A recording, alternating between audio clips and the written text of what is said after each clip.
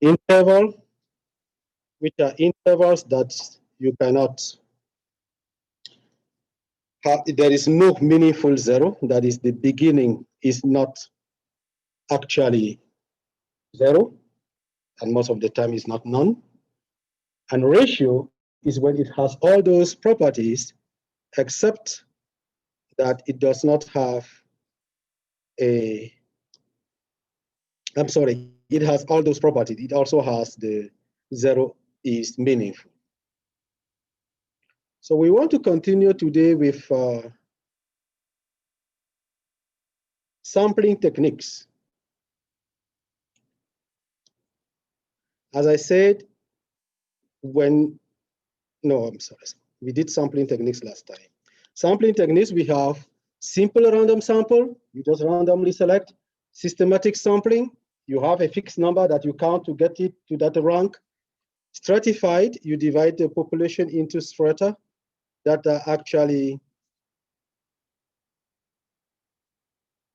subgroups of the population from which you randomly select values.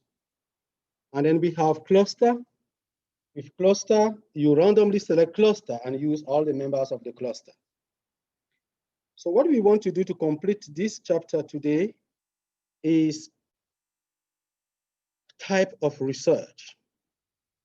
What are the type of research? We will globally go over what are the type of research.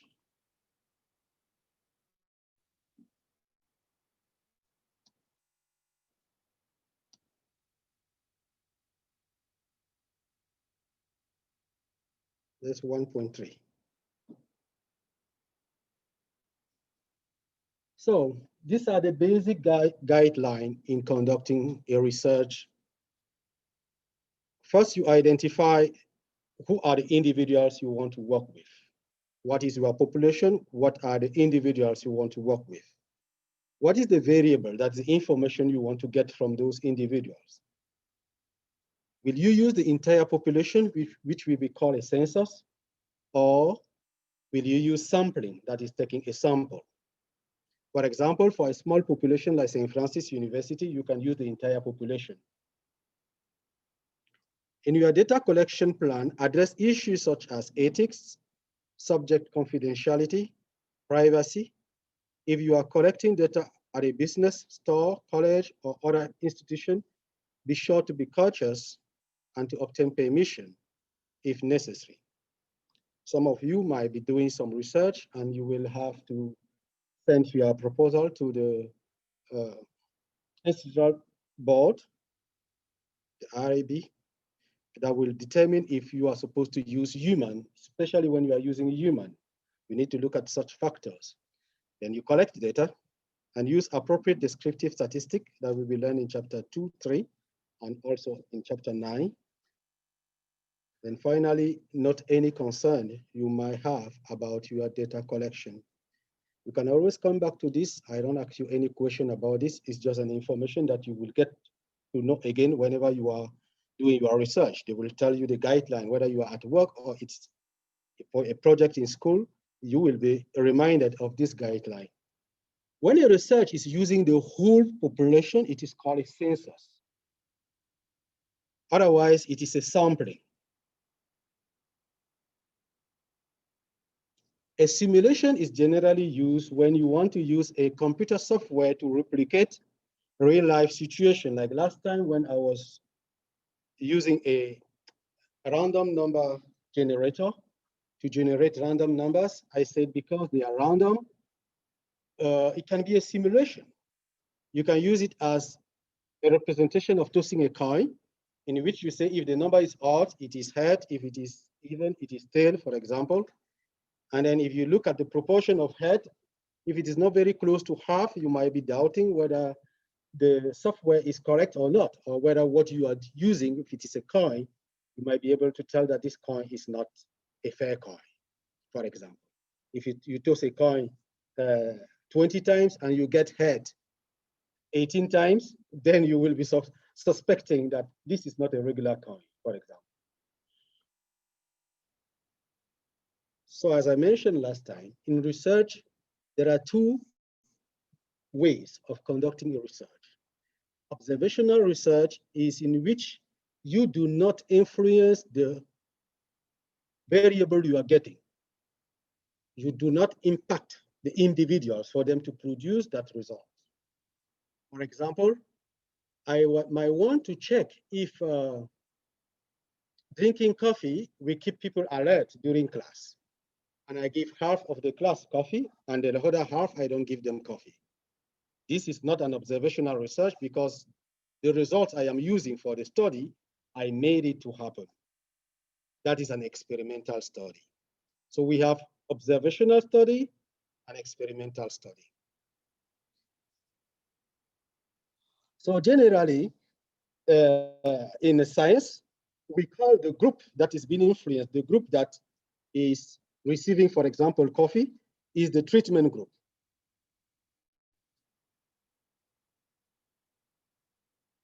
So you can divide the sample into two groups. One will be called the treatment group. In research, we often also come across what we call the placebo effect, especially in health science. Like now, people are having diseases and looking for solutions. So sometimes you think that you have a remedy to a disease. Meanwhile, it is not true until it is checked for placebo effect. The placebo effect is the feeling of being well after taking not the wrong treatment, a treatment that does not really have the property for providing treatment. Are you getting what I'm trying to say? I can just decide to give you a tablet, which is actually made maybe of chocolate or hot chocolate, something powder, and I use it and make a tablet and tell you that this tablet will help you for your headache. And you take it and you are relieved from your headache. That is the placebo effect. So sometimes after a result is provided, we may want to check if it wasn't a placebo effect. In order to do that, you may have to divide a sample into groups in which you give the real treatment to one group and the fake one to the other group, and then look at how they will react to it. A common example that you will find in your book, for example, is that at a point, surgeon found or discovered or proposed a solution to severe chest pain. And the solution was to drill a hole in the heart of patient with severe chest pain. It seemed to be working until research was conducted to determine whether it was a placebo effect or not. So randomized sampling were divided into two blocks of population with severe chest pain. And they gave all of them, I mean, not all of them. In one group, they were to drill a hole in the heart of the patient. The other group, no hole was drilled, but they were all in the theater. The surgeon and all the surgery facilities were available. They were sedated partially so that they should be aware of what is happening to them. They were just kind of playing and not actually drilling the hole on some of them. So the group that did not get the hole drilled in their heart had a higher proportion of those who were experiencing pain relief than those that actually had the hole drilled into their heart. So then people began to wonder whether that is really a solution or a placebo effect. So in many instances, when there is a solution for a disease, some other people will conduct research to determine if it is a placebo effect. So when you are doing an experiment, for example, you may provide something. I cannot say always giving a treatment. It is called a treatment. It's just a technical word. You can subject your individuals to a certain condition, which will produce an independent variable. For example, exercise. and then to see what will be the outcome of what you have done. So we are going to get into chapter 9 where we will study the correlation between variables. One of the variables is the independent variable and the other one is the dependent variable. So most research involves those kind of situations, but sometimes there are variables that are what we call lurking variables. No data is collected, but that variable is having an effect on the study. For example, I want to determine if the length of time you spend studying is correlated to your performance in class. But something like your level of anxiety could also affect the outcome. But I did not collect the data. It's a lurking variable. So it might happen that I still feel there is a correlation, but that correlation was due to a lurking variable. And we want to look into all of those as people do research. There is what we call also confounded variables, where the effect of one variable can be affecting the other variable, not like the lurking. I'll give an example. Suppose you are conducting a study or you make an observation during the summer. You make an observation that a lot of people drink soda during the summer. And then you collect data about the number of people that drink soda and the number of deaths from drowning. And you see a correlation between the two variables. That is the number of soda drink, number of deaths. Meanwhile, this correlation is due to a common cause, which is it's hot. As it is hot, people want to drink more soda. As it's hot, people want to swim. And that can produce an effect that can be felt as if, oh, when the people drink soda, then people die a lot from drowning. So most of the time, when research results comes out, other people are trying to study further that research to determine if the outcome is really the result of cause. So we are done with chapter 1. I think essentially here what you want to remember for this section is that there are 3 ways of conducting research. That is, you might look at the population entirely. If it is a small population, it is called a census. You might sample your population to use sampling, or you can use a simulation. That is a computer-generated replication of a real-life situation. You also want to be able to determine if a research is an observational study or an experimental study. That is the takeaway from this section. When we collect data, when there will be need for me to write, I will write. The course doesn't just go like this, because all what I'm telling you, there's nothing much I can write. So don't be feeling like, is this how he's going to be teaching? No, I write on the board. So let's move to chapter 2. In chapter 1, we learn how to collect data. In chapter 2, we want to learn how to organize data. Data at the nature that you collect it is called raw data. When they are not organized, you cannot say much about it.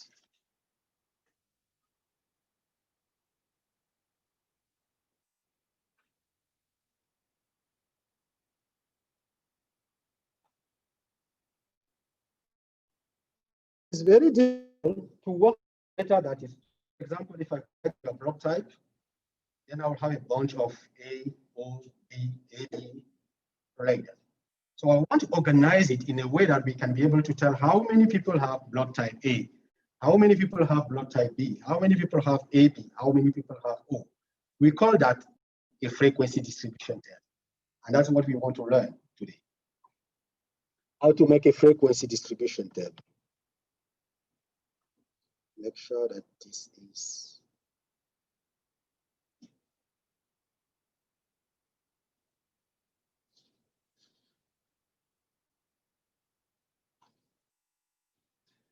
So a frequency distribution table displays data values together with their frequency. What we call frequency is the number of times the data value will occur. There are 4 types of frequency distribution that we will be working on. On group frequency distribution, this is for quantitative data. That is, we take them as they are. If I collect, for example, the number of siblings you have, the numbers I'm going to get will be few enough for me to list them as they are. 0, 1, 2, 3, 4, 5, maybe 10. But we are not going to have somebody, for example, with 50, and we are not going to have too many values. With that, we can keep the values single as they are. But if you meet a large population, for example, and you want to find out of their age, maybe in a church. So you can see people with age 20, some are 45, some are 72, some are 2, some are 3.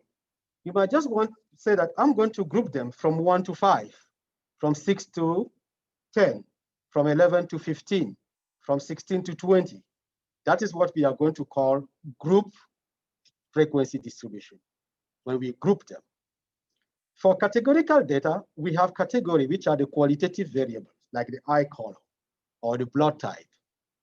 We can also make a frequency distribution with them. I'm going to start with categorical data. So the following data represent the letter grade of a class of 30 students. Organize the data into a frequency distribution table. So organize this data. I can make a table.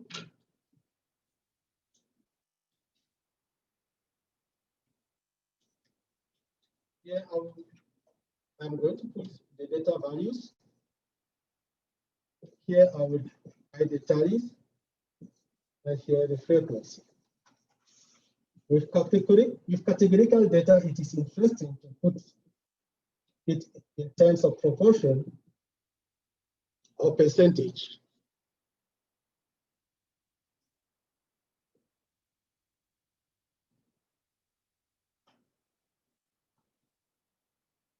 So now I know the grades that are there. I can write A, B, C, D, and F. So those are the grades. If I did not know, I will start with the first one and write A and put a tally. Can somebody help me read those letters?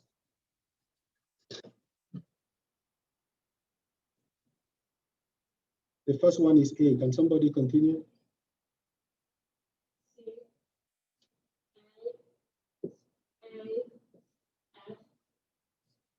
C, A, B, D, A, B, B, D, A, C, D, C, B, F, B, C, B, C, A, D, C, A, D. Then we will count. You can use any method that you want to make your tallies, a way that will help you to know how many times that variable has occurred. So we have here 10, here 6, 7, 5, and 2.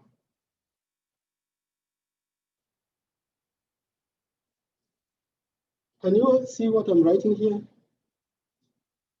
Okay. So what is the grade with the highest frequency?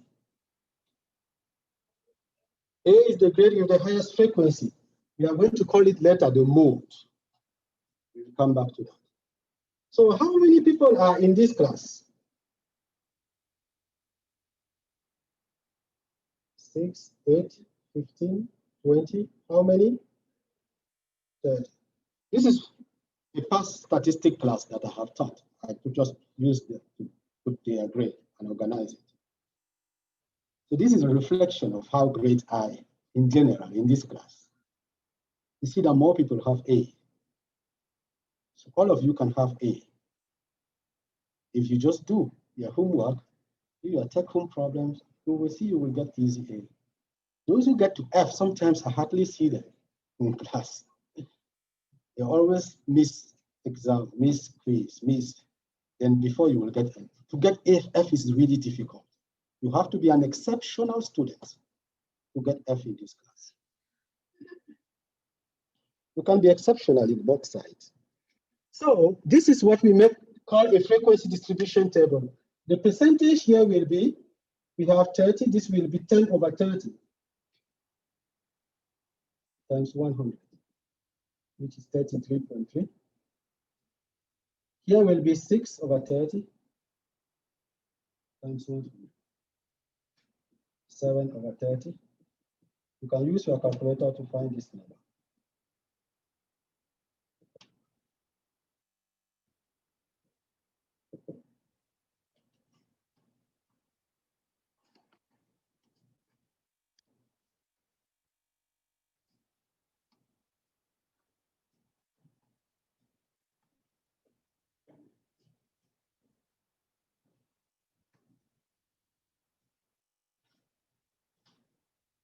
So that's what we have here on the PowerPoint.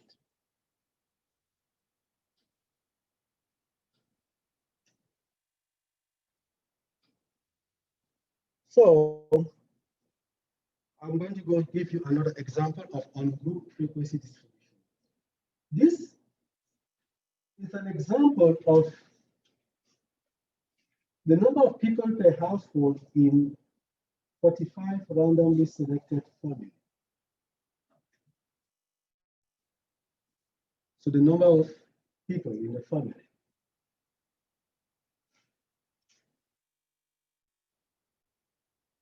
So we will see that these numbers are like from 1 to 5, I think, looking well. With that observation, I don't need to group the values. What I'm going to do is just to represent them as they are. I do the same method, which I don't need to do again. You see how to do it. Read each number, put a tag as many times as you get that.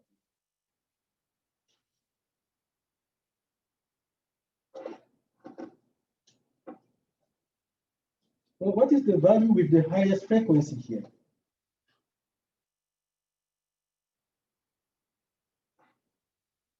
Pardon?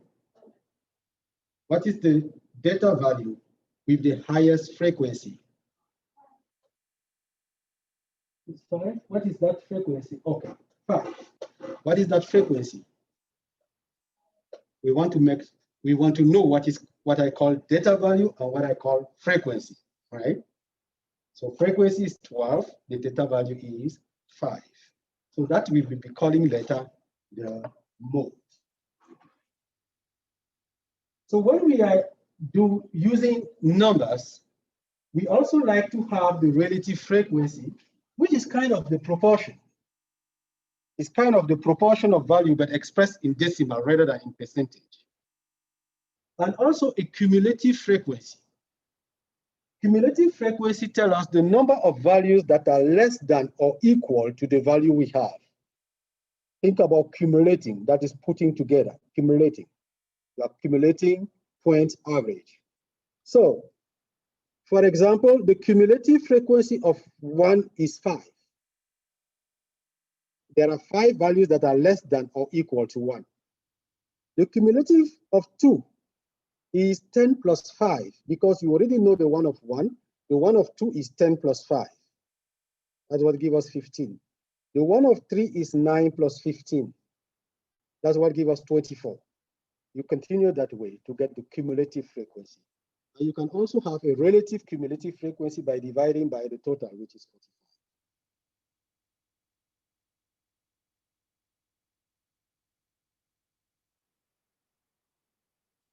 So on group data and categorical data of qualitative data are essentially the same type of method to do it. When we have too many data values, we may want to group them into classes. We group them into classes. As I say, for example, a class will be 1 to 5. So a class is made of the lower limit, which we call lower class limit. Is the lowest value that can go into the class.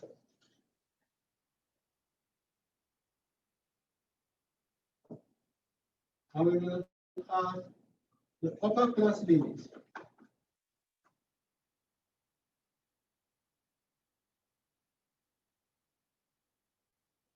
Is the highest value of the class. Highest value of the class. So 1 is in this class, 5 is in this class, and any number between 1 and 5 are all in this class. I want us to remember that. So when we are grouping data values into classes, we also want to not have too many classes or too few classes. So generally, we expect about at least 5 classes, at most 20. The reason why we are using classes is because there are so many values that are dispersed so much that we cannot list them all. So we group them into classes. So making more than 20 classes is not solving the problem. And making less than, let's say if you have 2 classes, it doesn't really resolve the reason why we wanted to organize data, because we will still have 2 blocks of a lot of numbers. Not too small, not too large. So we are going to use the following step to construct a frequency distribution, a group frequency distribution table.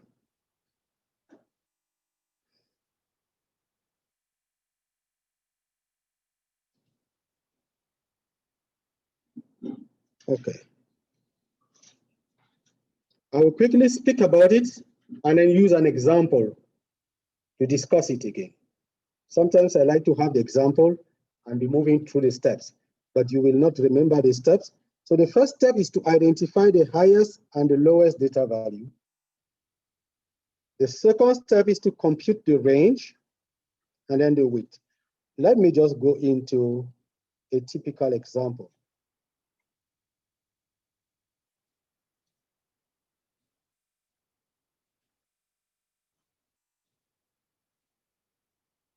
Can you see the numbers? Okay. So this value gives us the community distance. A random sample of 60 of the workers was taken and asked for how long they take to, what is the distance they take to get to work. So how many people are in this sample? 60. You don't want to forget that. So in step 1, first step, you will read it on the PowerPoint because I cannot have that slide and also the data value, but I know what you are supposed to be doing. So the first step actually is to compute the range. Range equals to highest data value minus lowest data value. Highest data value minus lowest data value. What is the highest data value here?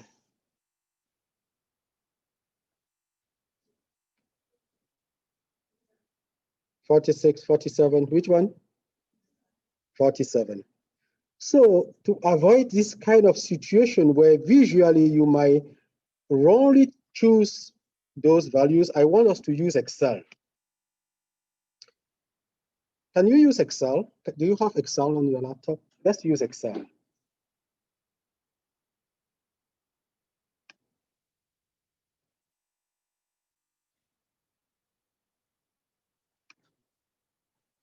So you don't need to do what I'm doing because the data value, we can still see it from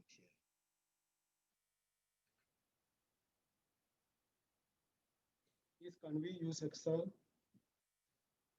We have Excel. Okay. Let's enter this data value in A, column A. 2 minutes to enter the data value in column A.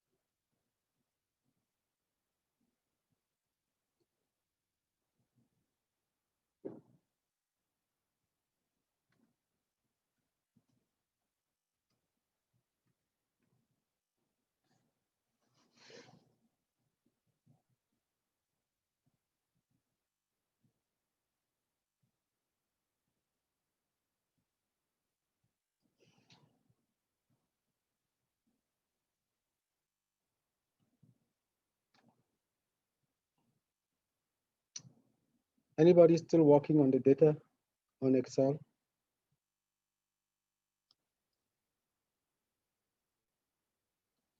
So the first task you want to take care in putting it as they are. If you make a mistake here, it might cause some trouble later. Okay, so enter the data carefully, check a second time. When you do that, and you are sure your data as what you had, that is already securing good work at the end. So the next thing I will do is to order these values. To order them, I will highlight them. You see what I'm doing? Highlight. Have your cursor anywhere and right click and then sort it from smallest to largest.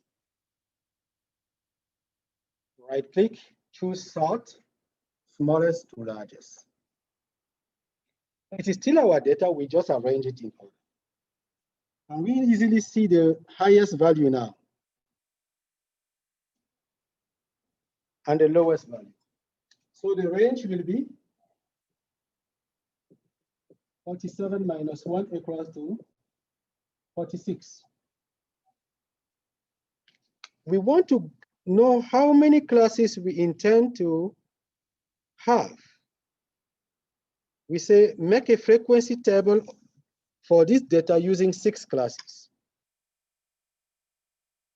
You will always have the number of classes in your homework or exam. I'll give you the number of classes. So the width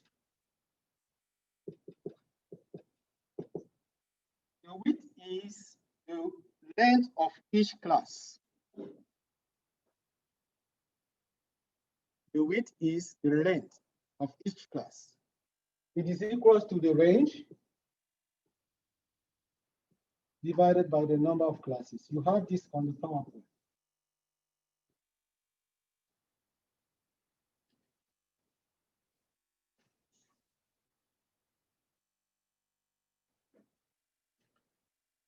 I skip it because I told you we can have both at the same time. So 2 slides before, you will have the formula for the width. Which is equal to 46 divided by 6. The number of classes is 6. Can you use your calculator to get what number this should be?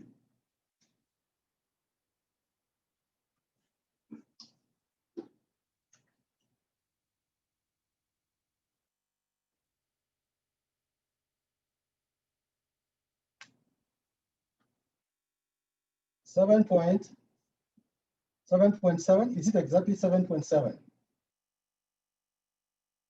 Tell me the numbers, the 7 point what? Exactly? Yes.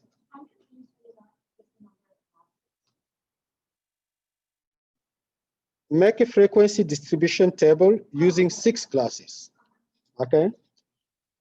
So I want to tell you, if you don't understand, don't let me know. Because most of the time, it is simple. If it is simple and you don't see, you will be confused for the whole class. It's better to slow me down and ask me just as you. If you don't understand something, just stop me. I have the tendency of going fast. The way to slow me is to ask questions. So for 6 repeated, because it's 7.6, is it okay? That's where we are now. Okay. And I'm asking, what do we have here? That's why I was asking, what do you have? Something like that, right? Where should we stop is our question. Where should we stop? So rounding up in this class will be very, very important to understand. Because in each case, we will have a way to round up. For grouping data, we are going to round up the widths according to the nature of our data values. If your data values are whole number, you round it up to the next whole number.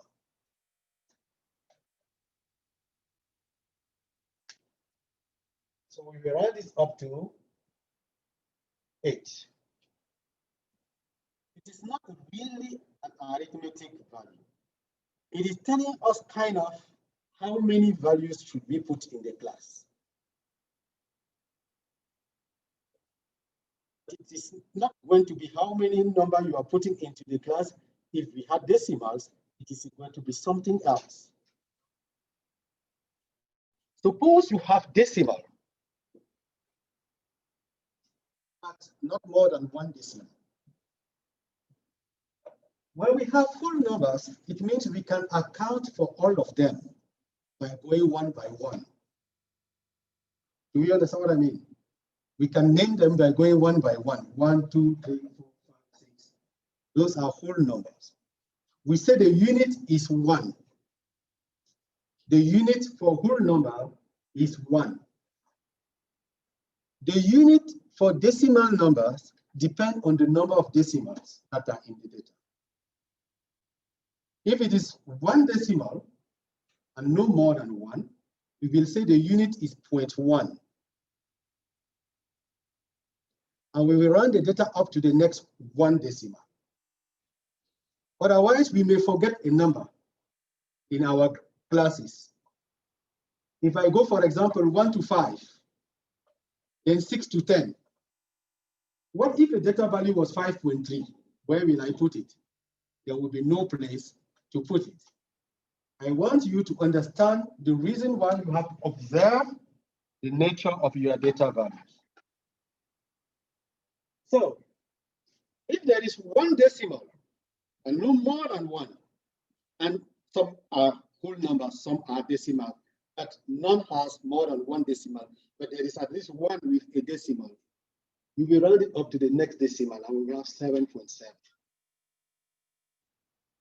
Do we get this? If there are 2 decimals, 7.67. 3 decimals, 7.667. We don't get that, but I just want you to know. The width is about the width. This is how we will round it up. When we will be doing arithmetic computation, we will come back to what you know. Yes.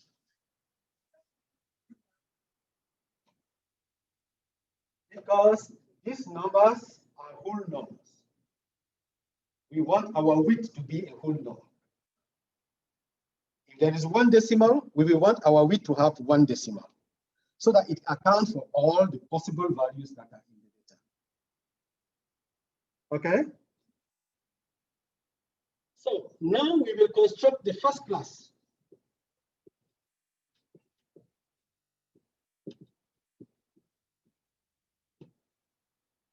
Each class is made of a lower and an upper value. We will call it the lower class limit. We will just take the lowest data value.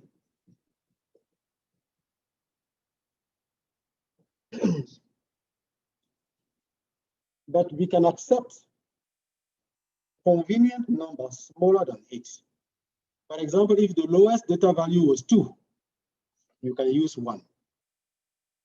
But for us to always do the same thing, let's keep it that we will use the lowest data value.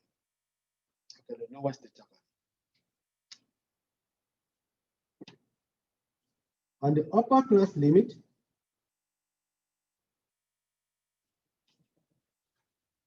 is the lower class limit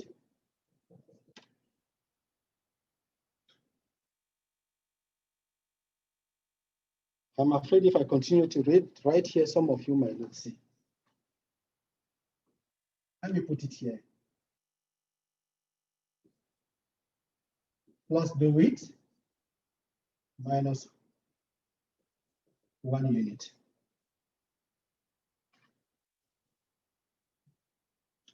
Example here, the first class will be, let me not write, lower class. The lower class limit is what? For this data,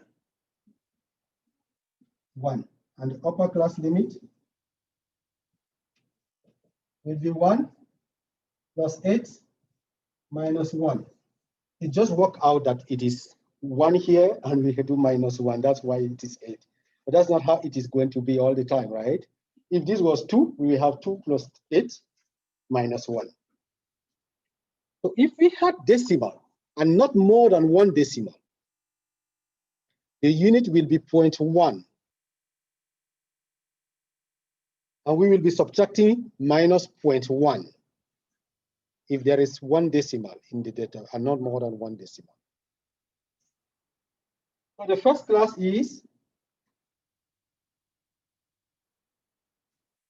1 to 8.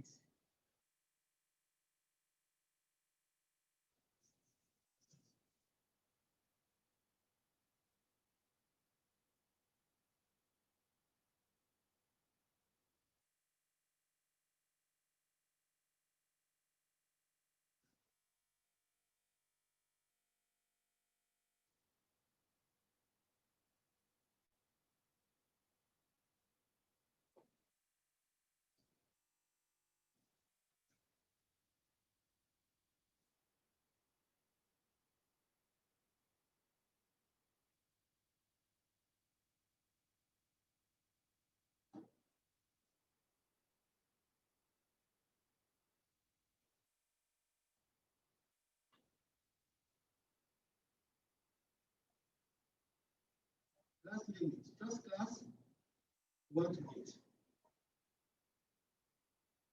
The next class, the second class, is the first class plus the weight. Add the weight to both numbers to get the both numbers of the second class. So what should I have here? The weight is 8. What should I have here? Add 8 to 1.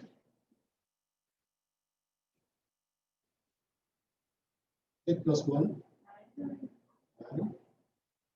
8 plus 8.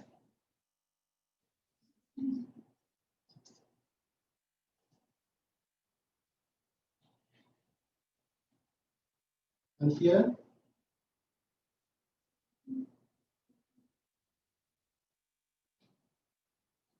plus 8.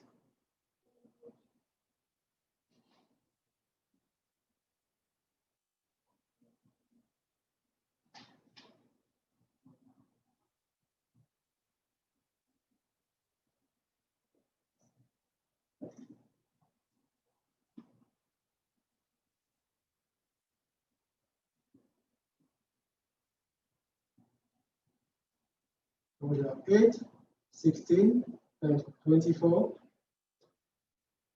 32, 40, plus 8, 48.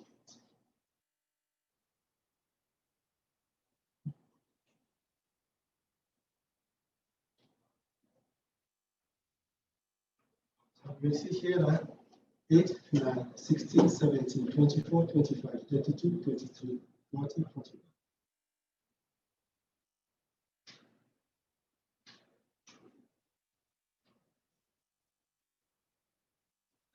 Classes can be represented using the class limit, in which both values of the class limit are part of the class.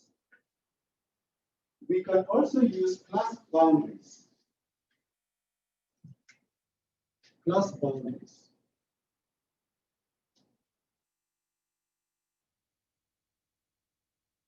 I'm not going to write this. I will show you where it is on the PowerPoint.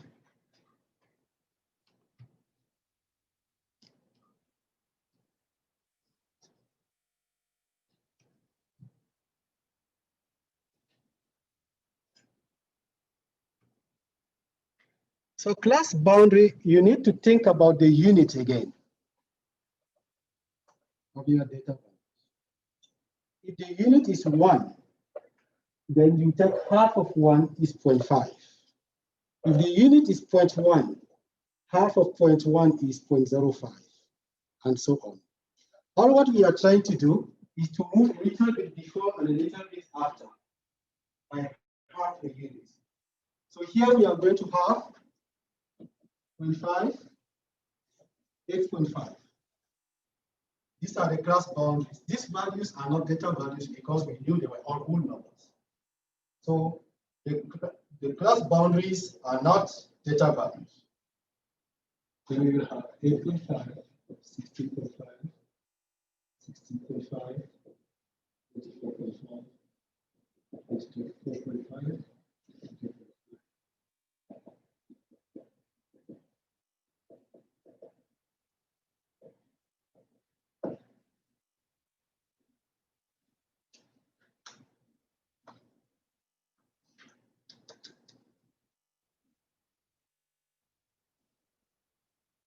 To represent classes, we can also use the class midpoint.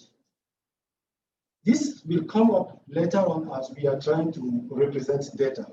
Sometimes we might use class boundaries, sometimes we will use class midpoint, sometimes we will use class boundaries. So the class midpoint is the average of these two numbers, the middle. If you do this plus this, you will get the same thing. So we will have 9 over 2, 4.5. 9 plus 16, 25 by 2, 1.5.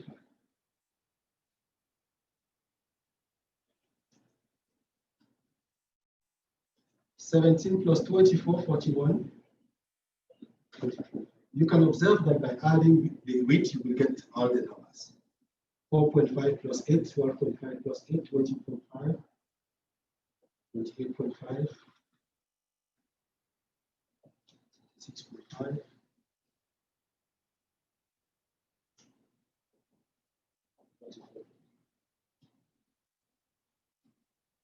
XM as the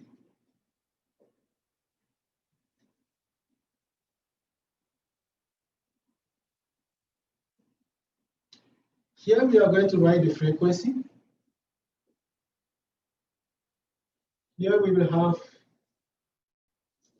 relative frequency. Relative frequency is frequency divided by sample size. This number divided by the 60. Cumulative frequency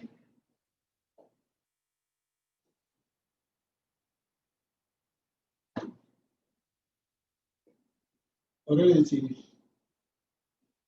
cumulative frequency.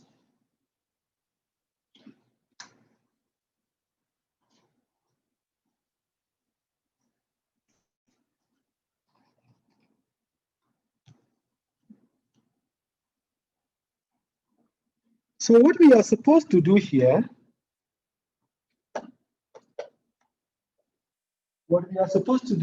is to read each data value and put a tally to the corresponding class. So we are not going to do that, but I just want you to know. I'm going to write here, but I will erase it. I will read 13 and put a tally here. 47, put a tally here. 10, I put a tally here. 3, I put a tally here. So this is what we are supposed to do. But we can use Excel to find this frequency. If we enter our data correctly, we will easily get the frequencies using Excel. And in the process of doing that, we are going to construct a histogram as well, which is a graph that represents quantitative data, especially those that are grouped. If you have a single value, I want you to know that we can also make the class boundaries using single values. Suppose I have 1, 2, 3, 4. If this was done right, this one, I'm just indicating. This is the value, and we can also make boundaries for it. 1 will be like our lower and upper class. We will think about it as 1 to 1. And we will say it's 0.5 to 1.5. 1.5 to 2.5. It will help us when we are making a histogram, because a histogram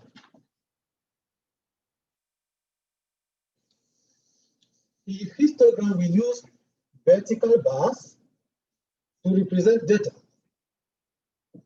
Something like this. And we will put a bar on top of each of them. You see, we are trying to put it on top of each of the values. So using the class boundaries makes it much easier to do that. So now we are getting back to Excel.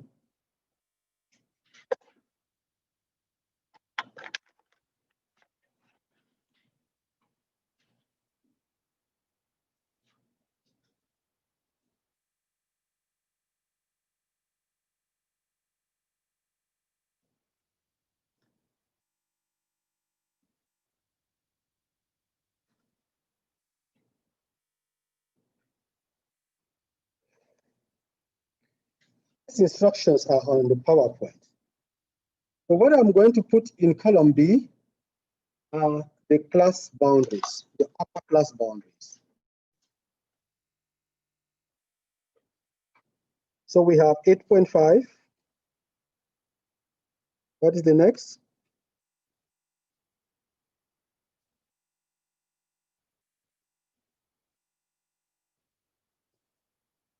The upper class boundaries.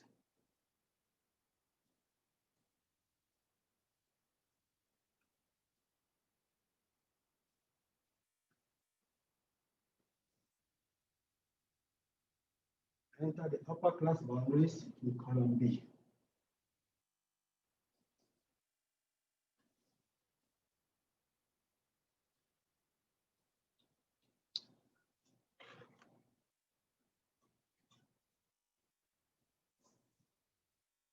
Are we there? Okay, I want you to pay attention at this point because we are going to do something that you will need all through the class.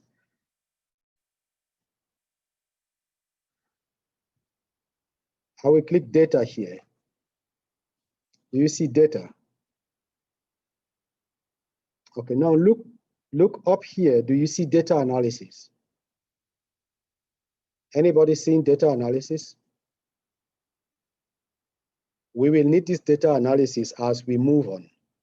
So now I want all of us to do something that will get you that data analysis there.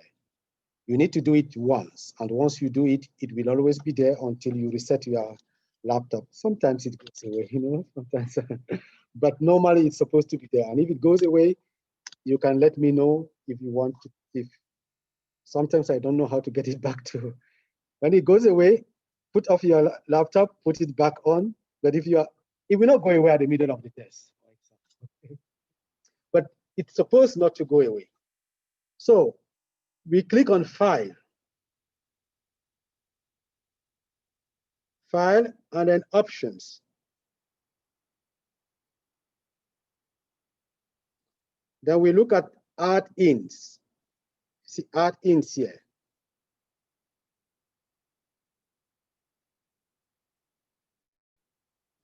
At the bottom here, please, if you are behind, let me know.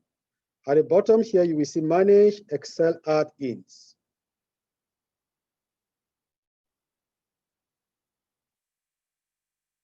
You will see that you don't have this checked. So you should check here.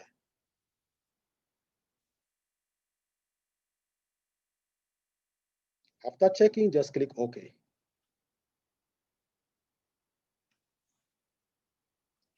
Are we done? You should all have it. Okay. So you have data analysis now. You click on data analysis. And you will choose histogram.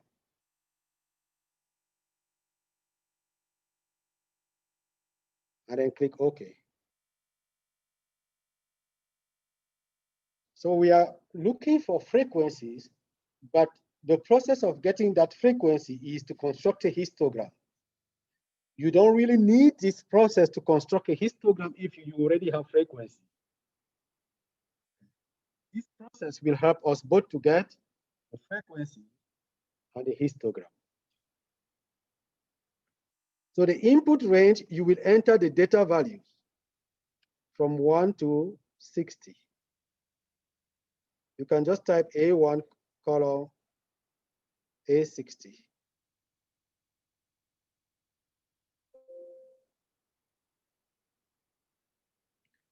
You just highlight it, highlight A1 to A60. Highlight all the data from 1 to 60. Please, if you have a problem, let me know. Another objective of this class is you should be able to use Excel to do statistics. So from time to time, we'll be using Excel in addition to your calculator. Calculator is because it is faster. Excel takes a little bit time, but it's good for you to know Excel, especially when it is not a difficult thing to do. So the bin range here, question, you can type B1 or B6, or you highlight it.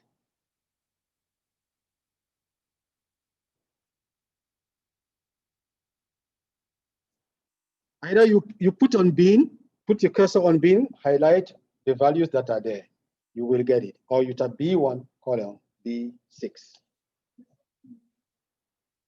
Pardon?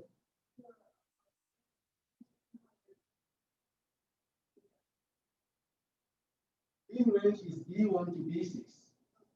If you put it anywhere, just highlight it. You just want to, but don't put anywhere, just arrange as we are doing for now. So on column B, wherever you put it, you go and indicate where the bins are. Excel is going to count the number of values that are before that value.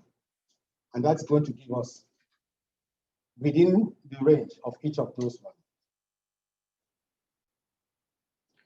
Are we good, please? Everybody? So now I click output range to have my result on this same sheet. It was like this. Then I now click here and click here. So you don't erase your input range. This is the output range. I will just choose this position. I'll just type D3. In order to get the chart, I will click chart out. Otherwise, I will not have the histogram. I'll have the frequency. If you only need the frequency, you can.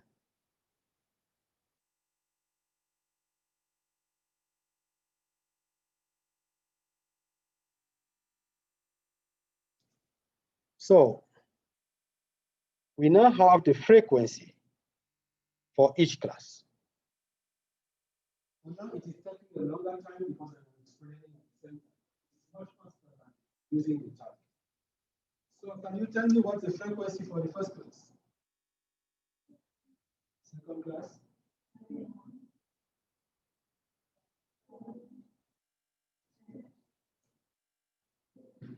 What?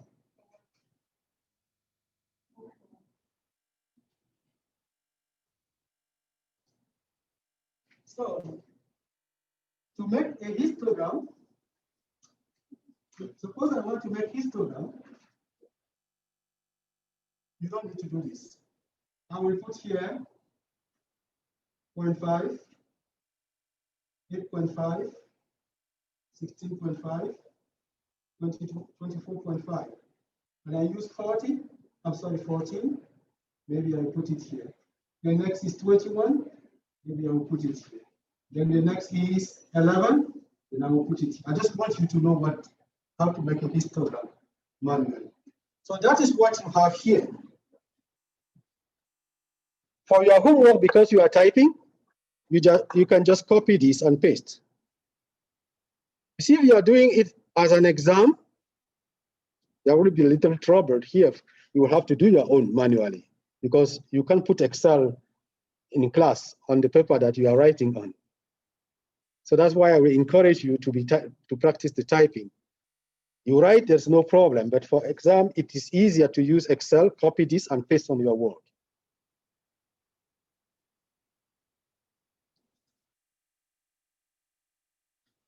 So that is the frequency. Now the cumulative frequency will be, cumulative frequency is 14 over 60, 21 over 60, 11 over 60, 6 over 60, 4 over 60, 12 over 60. Cumulative frequency, 14 for the first class, 21 plus 14, 35 for the second class, 46, 52, 56, 60. Relative is 14 over 60, 35 over 60, 46 over 60.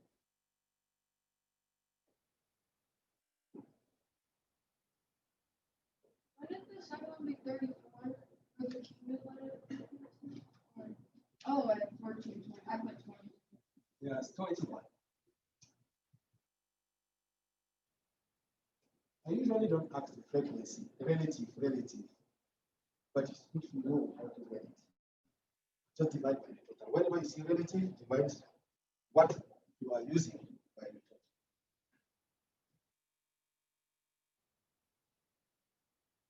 Then do you get the relative cumulative frequency again? You know how to get cumulative? 14 plus 21, 35. 35 plus 11, and so on. Relative, each of the number divide by 60. Yeah, I meant the last one. Relative, cumulative. is cumulative divided by 60. Oh, okay. 14 over 60, 25 over 60. Whenever you see relative, divide by the total.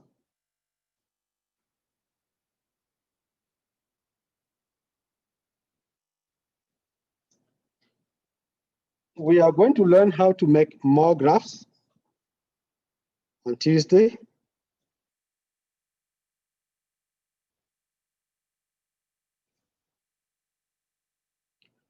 When you have a frequency distribution table, you can use it to make graphs much easily than what we have done now.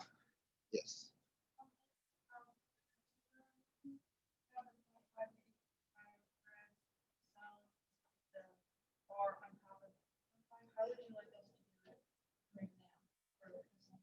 Good question.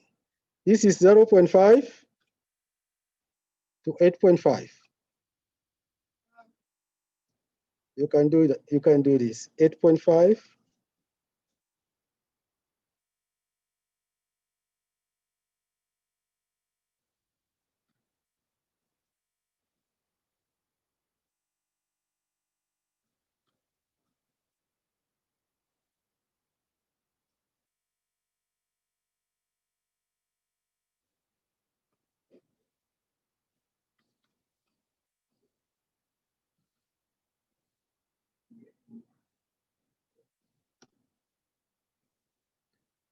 it has reduced our, you know how to increase it, right? You can just do this so that it looks nicer. You can remove this space, but we can do that. I will show you again next time.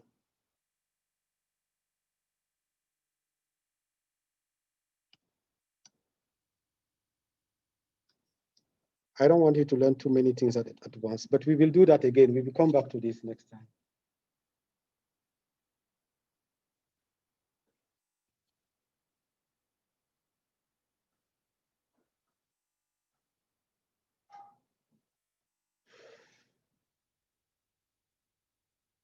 So any question, any more question? I want to take attendance now. Please, can you sanitize before you leave? If you see, yeah. As I'm taking the attendance, Rhoda, Madison, Jacqueline, Megan, Macy, Caroline, Holly, Tiffany, Victoria, Marissa, Molly, Gabriel, Shannon,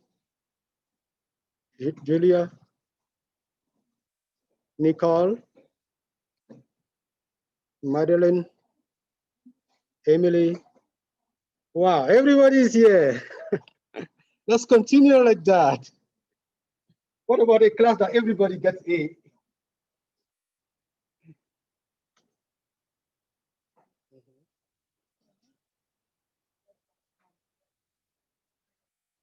Yes. You're welcome.